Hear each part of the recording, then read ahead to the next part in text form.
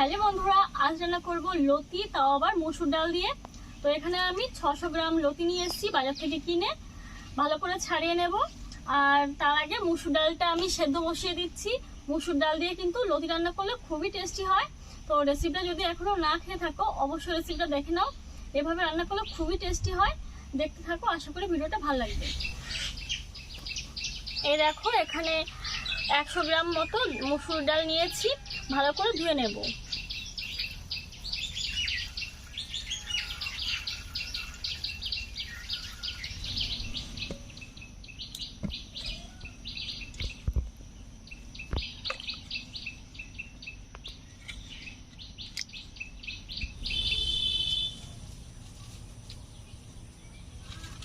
ডাল ধুয়ে জলটা ফেলে দিয়েছি, আর এদিকে উনুন ধরিয়ে কড়াই বসিয়ে নিয়েছি। কড়াইতে জল দিয়ে দিচ্ছি ডাল সেদ্ধ করে নেবার জন্য। উষ্ণ গরম জলে ডাল সেদ্ধ করলে ভালো সেদ্ধ হয়ে যায় তাড়াতাড়ি।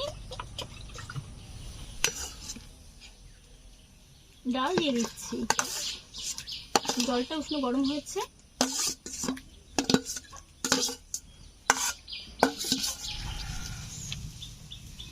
ডাল সেদ্ধ হতে থাক, আমি লতিগুলো ছাড়িয়ে নিচ্ছি।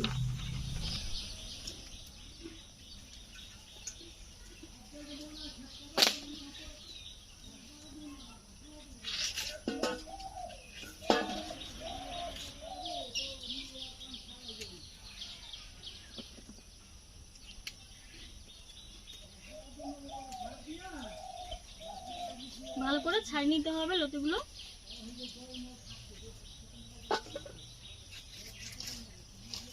ওপরে একটা পাতলা আঁশ থাকে।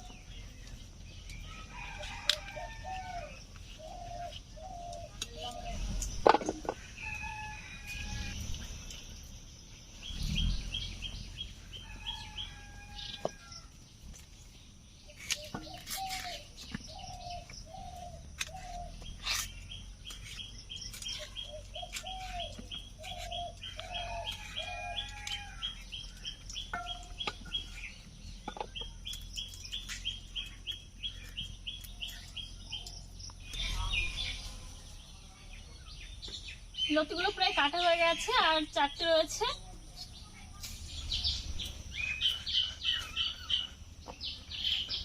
লতি কেটে নিয়েছি, এদিকে ডালও সেদ্ধ হয়ে গেছে, ভালো করে ধুয়ে নেব। লতিগুলো ভালো করে ধুয়ে নিয়েছি, এখন সেদ্ধ ডালের উপরে দিয়ে দেবো। দেখুন, ডালগুলো কিন্তু দারুণ সুন্দরভাবে গলেছে।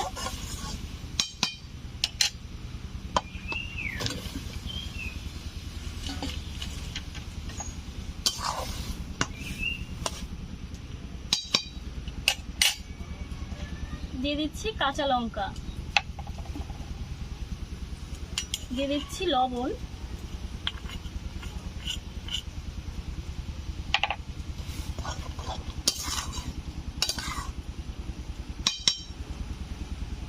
দিয়ে দিচ্ছি হলুদ গুঁড়ো,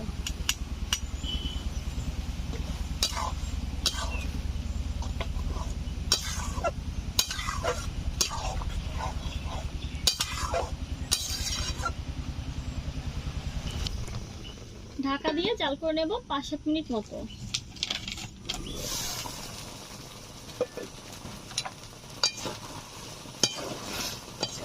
লতিগুলো গলে গেছে, এখন নামিয়ে সম্বাদ দিয়ে দেবো।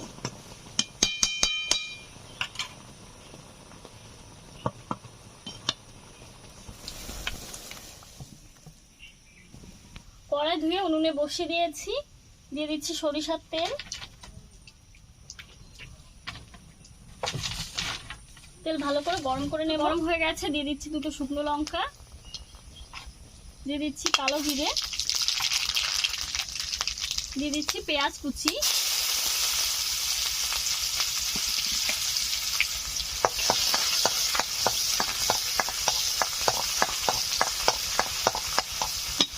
পেঁয়াজের কালার চেঞ্জ হয়ে গেছে।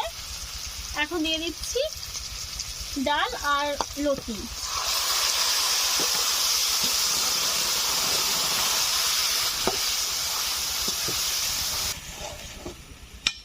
দু 3 মিনিট জাল করে নামিয়ে নেব। রান্নাটা হয়ে গেছে, এখন নামিয়ে নেব।